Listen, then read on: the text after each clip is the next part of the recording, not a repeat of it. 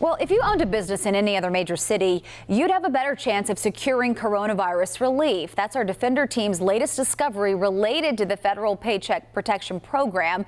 As we ask the question, where's the money?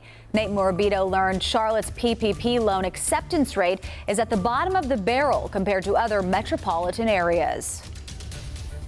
In the early days of the program, it was harder for any business to secure a PPP loan. In fact, in our area, more businesses were rejected than accepted.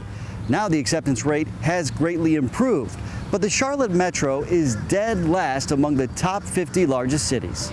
Like so many other small business owners, well, it's throwing me for a loop. Priscilla Clark is losing faith. I don't see a very hopeful future. The Salisbury interior designer is worried she won't be able to hold out for much longer. I just don't know if I'm going to be able to keep a brick and mortar. You know, I might just have to shut that down. But she says it didn't have to be this way. I just feel like the system's stacked against us little guys. Clark says she applied for a PPP loan in April, but hurdle after hurdle took up too much of her time and energy. I have to just take my energy and put it towards survival. Discouraged, she gave up on the Paycheck Protection Program. I just stopped trying. She is far from the only one. Federal auditors found banks did not always prioritize women and minority business owners. We're supposed to be living in a society where everyone has equal footing, but it certainly doesn't feel that way. Also evident in Charlotte's historic West End, where 100 black-owned businesses initially didn't either hear back about their PPP applications or were denied outright. We weren't going to say no to these folks, and we know a lot of folks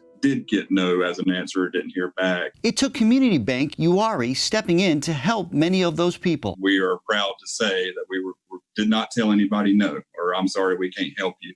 Obviously, if they didn't qualify, that was another story. The PPP challenges in the Charlotte area are not just anecdotal. SmartAsset analyzed responses from the Census Bureau's Small Business Pulse Survey and found during the survey week ending on May 30th, the Charlotte-Concord-Gastonia Metro was the only major metro with a PPP loan acceptance rate of less than 90%. It was 88%, still a significant improvement over the 49% acceptance rate 4 weeks prior. Of the people that have provided all the documentation, well, yes, we have had a 100% success rate. David Beaver is the president of Uwharrie Bank. He said while the programs certainly come with challenges, Uwharrie's processed 1,000 loans totaling $80 million.